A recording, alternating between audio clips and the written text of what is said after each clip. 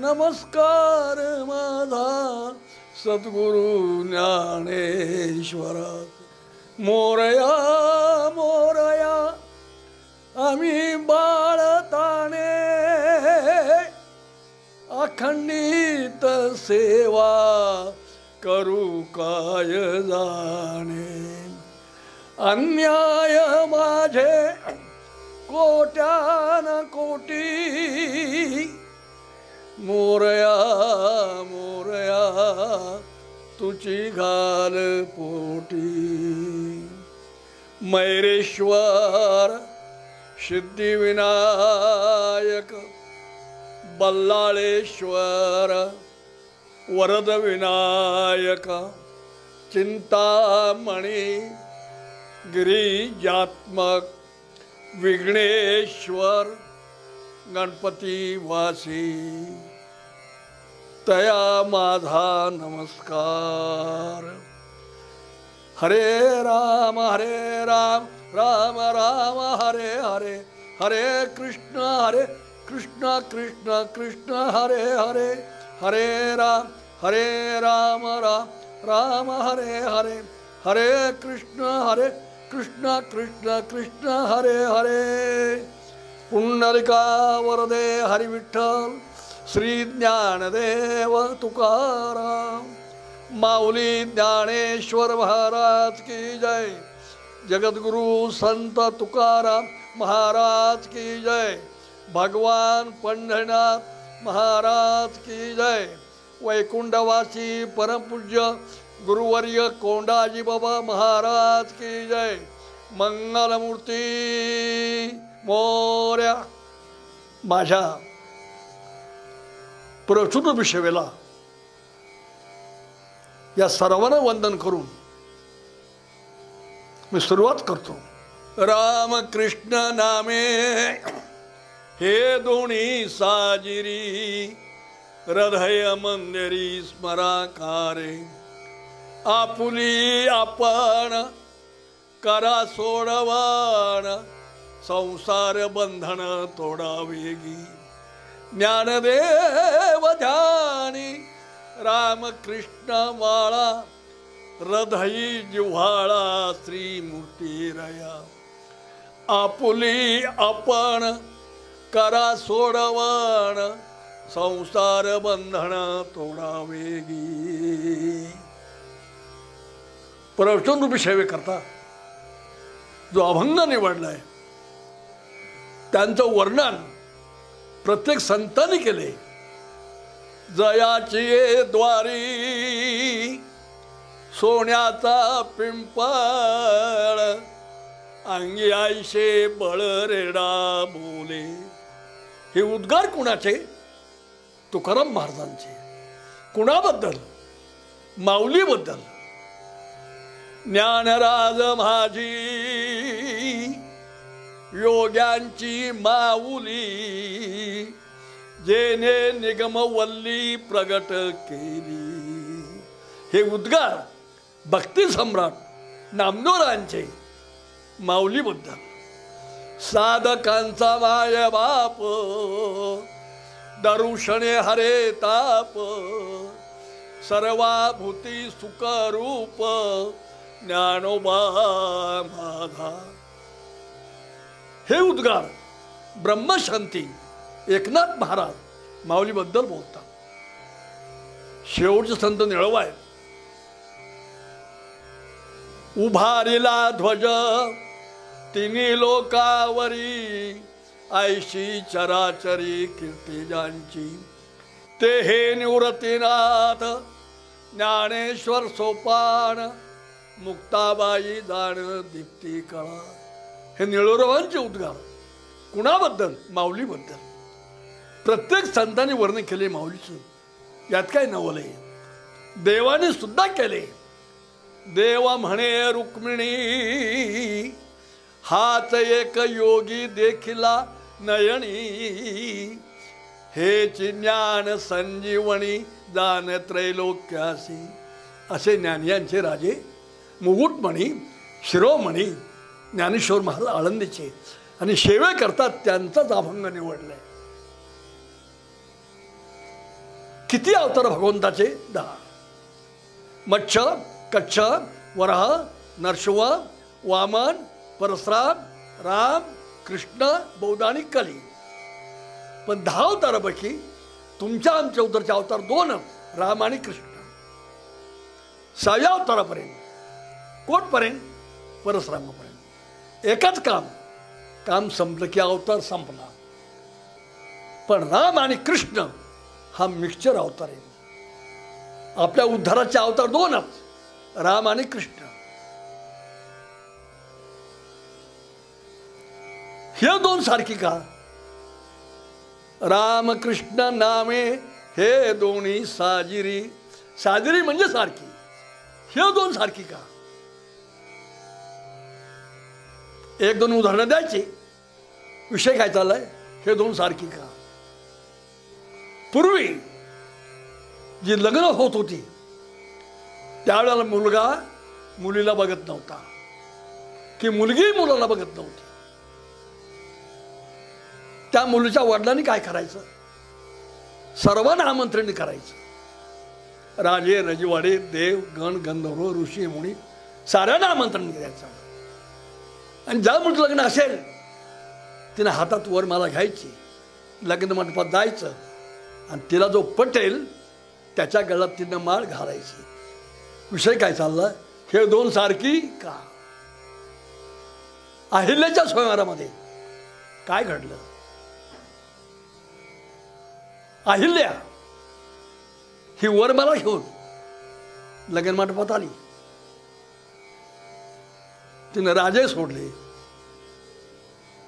गणगंधर्व सोडले, देवय सोडले आणि एका दाढीवाल्याच्या आणि जटावरच्या गळ्यात तिने माळ घातली. कुणाच्या? गौतम ऋषींच्या. त्यावेळेला तिथं इंद्र होता, चंद्र होता, सारे देव होते. तो खवळला. इंद्र, माझा अपमान केलास, मी बघून घेईल. हल्ली बघून घेईल हे शब्दावले जोर आहे. बघून घेईल काय केलं इंद्राने? विषय काय चाललाय? हा हे 2 सारखी का? आला मृत्यू लोकात आणि त्याने मनात ठरवलं होतं माझा अपमान केला ना तुला एकदा तरी मी भ्रष्ट करेल. तो मृत्यू लोकात आला इंद्र. पण रूप धारण केलं कोणाचं? गौतम ऋषींचाच. वेळ सकाळची होती. गौतम ऋषी स्नानाकरता गंगेवर गेले होते. शिरला आश्रमात आईले होती. मला भोग भोगायचा आहे. ती म्हणली ही वेळ नाही, तुम्ही गंगेवर गेला आणि परत आला, मला काय मी केली भ्रष्ट. तेवढ्यात गौतम ऋषी आले. यांनी रूप धारण केलं मांजराचं इंद्राने. सुटला पळत. पण त्याला शाप दिला, तुला भगे पडतील. इंद्र पडली भगे, चंद्र झाला काळा, नारद चुकला चाळा भजनाचा. तुला भगे पडतील. आणि अहिलेला शाप दिला, तू शिळा होशील. तिने परत पाय धरले. महाराज तुमचं रूप होतं म्हणून माझा पाय घसरला. काही झालं तरी तू शिळा होणारच.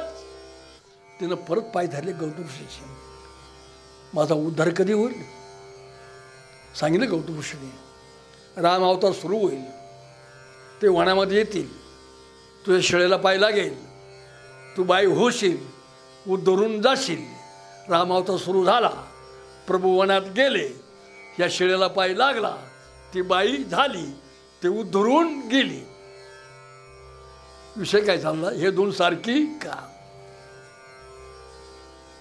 त्यावेळेला त्या वनामध्ये अनेक ऋषीमुनी होते. त्यांना कळलं की प्रभूच्या पायाने दगडाच्या बायका होतात. काय कळलं? की प्रभूच्या पायाने दगडाच्या बायका होतात. त्या ऋषीमुनीने काय केलं, भलभलं दोंड घेतलं डोक्यावर आणि चालले प्रभूकडं. कशा करता? या दगडांच्या बायका करून द्या. प्रभूने दुरून बघितलं, हे दाढीवाले जटावाले डोक्यात दगडी घेऊन बांधणी भरायला चाललंच कुठं? पण त्या ऋषीमुनीने कधी प्रभूला बघितलेलं नव्हतं. समोर गेले प्रभूच्या. ते राजविंड होता, राजपुत्र होता, तो श्याम वर्ण. ते ऋषीमुनी भुलले प्रभूच्या स्वरूपाला, दगडी खाली टाकून दिल्या आणि प्रभूचे पायी धरले. करा आमचा अंगीकार. रामाने सांगितलं, या अवतारात नाही, या कृष्ण अवतारात कोणी गोपी व्हा, कोणी गोपाळ व्हा. गोकुळामध्ये या गवळणी आहेत, ते कोण आहेत? त्या ऋषीमुनी आहेत. विषय काय चालला, हे दोन सारखे का? दुसरा दृष्टांत, अहिमई. हे राहणार कुठले? पाताळातले. त्यांना नरबळी लागत होते. नेलं चोरून या जोडीला, रामाला आणि लक्ष्मणाला. कळलं मारुतीरायाला की देवाला लक्ष्मणाला चोरून नेले. हनुमंतरायाने काय केलं? पाताळात प्रवेश केला, युद्धाला सुरुवात केली. हनुमंतराया अख्खा दिवस दक्षिण मारायचे, ढिगराचे ढिगारे. पण उद्या गेला, जे काल मारले ते आज पुन्हा जिवंत. तर मारुतीराय म्हणे, हे जिवंत का होतात? ही जादूची कांडी कुठे आहे? अहिमईची बायको चंद्रसेना, तिच्याकडं अमृताची कुंपी होती. ती जायची आणि ह्या मुर्द्यावर अमृताचे फटकारे मारायचे. हे तटातट उठून बसायचे. प्रश्न पडला मारुतीरायाला, ती अमृताची कुंपी आपल्या ताब्यात आल्याशिवाय आपल्याला यश येणार नाही. विषय लक्ष द्या, विषय काय चाललाय, हे दोन सारखी का? साजरी म्हणजे सारखी. पण ती मिळणार कशी हो? तिथं शत्रूची बायको. पण बकत पुढे बाका ते गद्य बोले काका. ठरवलं मारुतीरायाने त्याच्या महालात जायचं. चंद्रसेनेच्या निघाले महालाकडं. गेले महालासमोर. ती दारात उभी होती चंद्रसेना. मारुतीरायाने खाली घोण घातली, खाली घोण घातली. आणि ज्याला आपलं काम साध्य करायचं ना, त्यांनी खाली घोण घालावी. खाली घोण घातली होती. ती दारात उभी होती. तिला माहीत होतं राम भक्त आहे, रामाचा दास आहे. मारुती आते, ये ना आत, ये ये ये, बस बस. का रे अलीकडे येणं केलं? काही नाही, सहज आलोय. काही माणसं सहज जातात बरं का. खाली गुण घातली होती. त्यांच्या गप्पांना सुरुवात झाली. चहा चेवडा झाला. त्यावेळी होता की नाही ते नाही सांगता येत, पण गप्पा रंगल्या. आणि बोलता बोलता बोलता बोलता बोलता बोलता तिच्या काळजाला हात घातला मारुतीरायाने. म्हणजे बाई, माझं एक काम आहे तुझ्याशी. झालं ना, वचन दे. घेतलं वचन मारुतीरायाने. कोणाचं? चंद्रशेण्याचं. मारुती, काय रे तुझं काम? बाई, मला तुझं काही नको. जी तुझ्याकडं कुंपी आहे ना अमृताची, तेवढी मला दे. वचन दिलं होतं, दिली ताब्यात. हा जो विषय चाललाय, हा कोणत्या युगातला चाललाय? त्रतायुगातला. कलियुगामध्ये आज वचन काय, शब्द काय, बोल काय, त्याला किंमत नाही. अरे निवडणुकीमध्ये दिवसा प्रचार एकाचा, रात्रीचा एकाचा. हा विषय त्रतायुगातला चालला आहे. दिली कुंपी ताब्यात मारुतीच्या. वचन दिलं होतं, पण ती साधी नव्हती. मारुती, तुझं काम झालं ना, माझं एक काम आहे.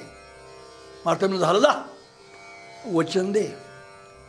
घेतलं मारुतीरायाचं वचन. कोणी? चंद्रशेण्याने. बाई, काय तुझं काम?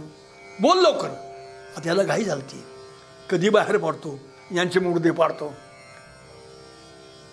मारुती, माझं एक काम आहे. बोल ना पुढं, मला थांबा, वेळ नाही आता. फक्त एकच दिवस. बोल ना पुढं, फक्त एकच दिवस. बोल ना लवकर, फक्त एकच दिवस. रामाला माझ्या महालात पाठव. मारुतीरायाचे डोळे गरगरा फिरायला लागले. आता हा बाबा जाईल का? एक वचनी, एक पत्नी, एक बाणी, हा जाईल का? मला पाहूया, आपलं उरकून घ्या. जे युद्धाला सुरुवात केली, एके राक्ष बेनला ठेवला नाही.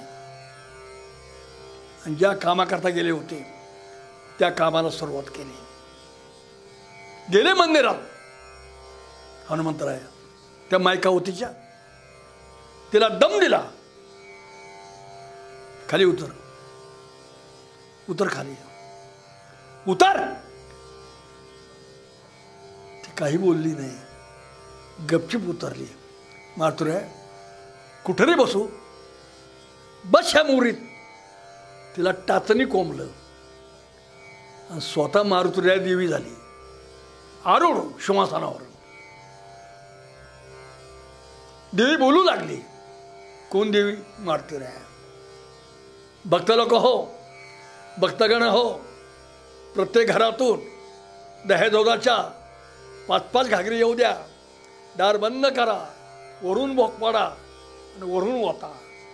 तर देवी बोलती, दहेजोदाचा कचका जेवढं वरून येईल तेवढं गाडा, येईल तेवढं गाडा. ते लोक म्हणे, आम्ही एवढं वरून येतोय, खाली तीर्थ काय येत नाही. हा बाबा तीर्थ येऊन देईल काय? पण त्यांना असं वाटलं काहीतरी मोरीमध्ये अडकला असावं म्हणून लांब सकट आणला ग्रामस्थांनी. तिकडून डोसला की इकडे देवी कोंबली होती ना, ती आ करायची. जाऊनी पाताळा केली देवीची अवकळा, केली देवीची अवकळा. दहीदूध खाऊन तृप्त झाले. देवी पुन्हा बोलू लागली, भक्तगण हो, एक करा. जे नरबळी आणलेत त्याला वाजत गाजत आणा. मंदिरात सोडून द्या, दार बंद करा आणि तुम्ही निघून जा. आणले वाजत गाजत हे नरबळी. कोण? राम आणि लक्ष्मण. मंदिरात सोडून दिले भक्तगणाने.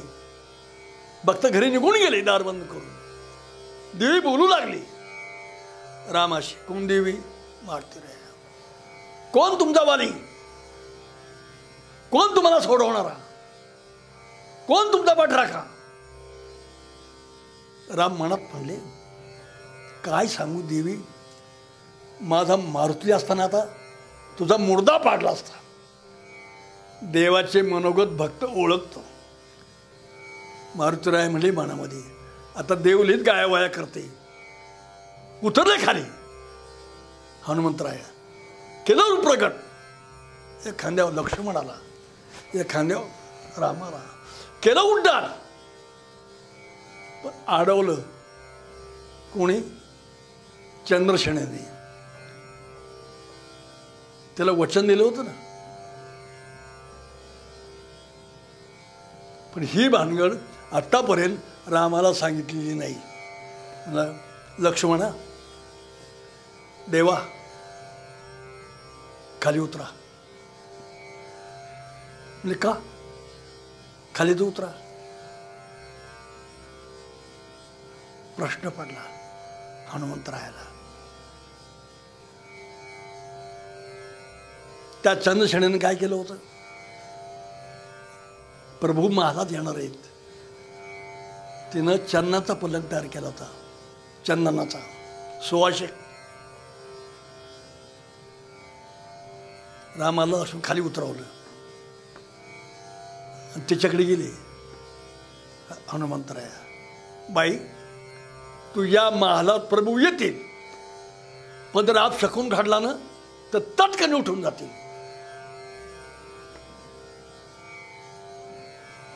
तो पलंग तयार केला होता ना.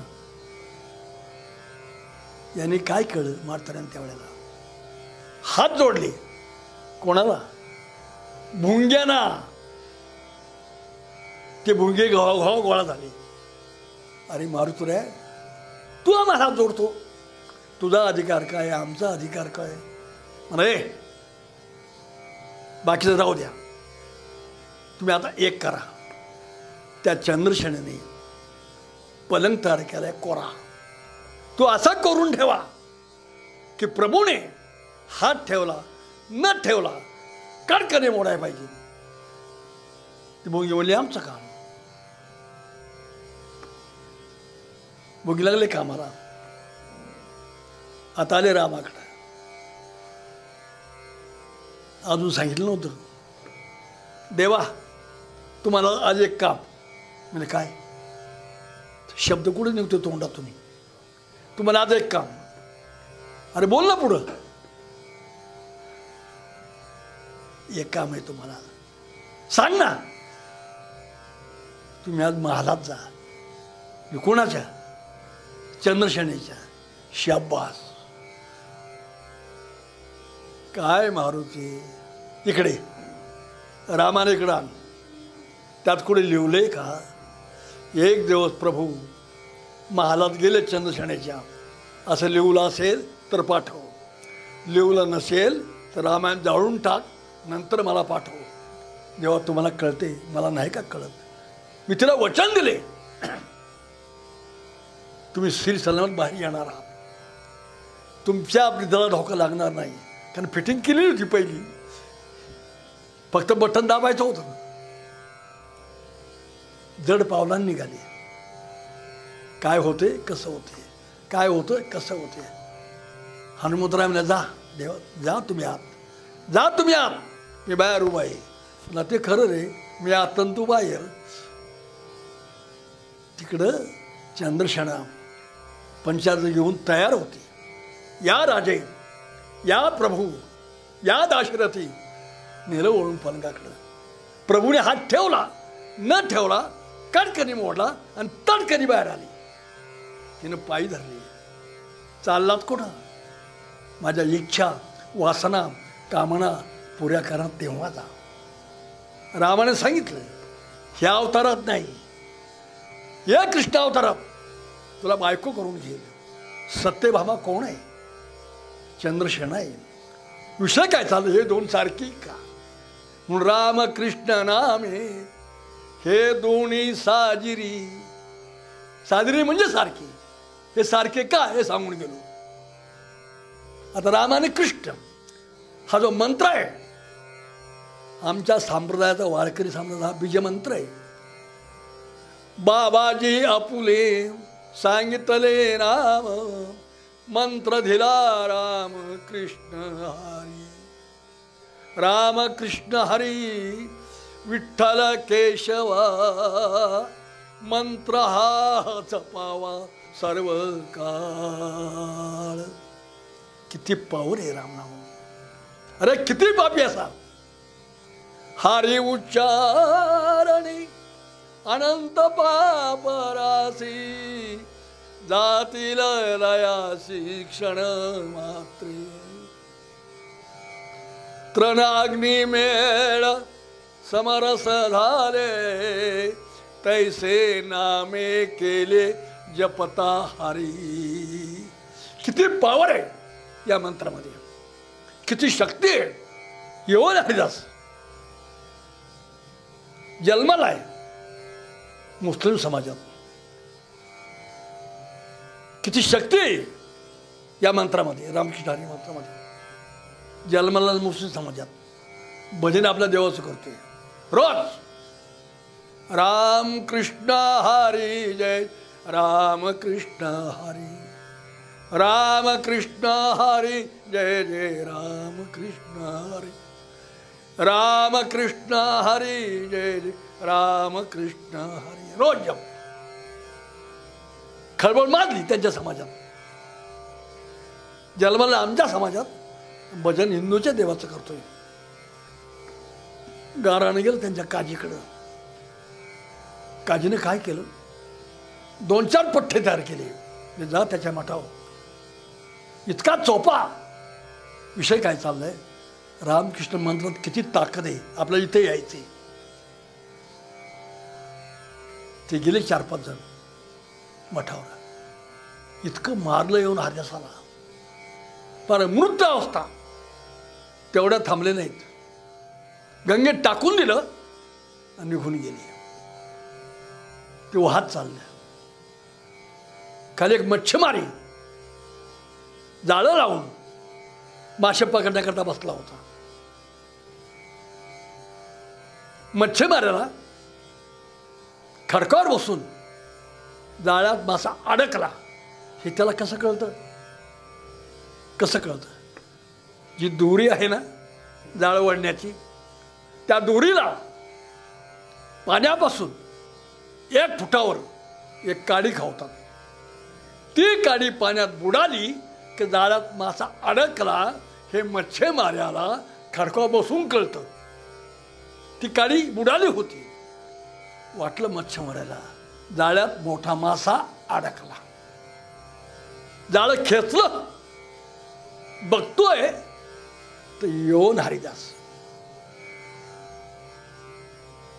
तो मच्छीमारी होता ना, त्याच्या गळ्यात माळ होती. तो वैष्णव होता. तुम्ही शंका घ्याल, गळ्यात माळ आणि वैष्णव आणि मासे पकडतोय. अरे धन्याला लाज नाही जा. सजन कसाया इकुला ये मास, सजन कसाया इकुला ये मास, माळ्या सावत्यास खुरपुरागे. धन्याला लाज नाही.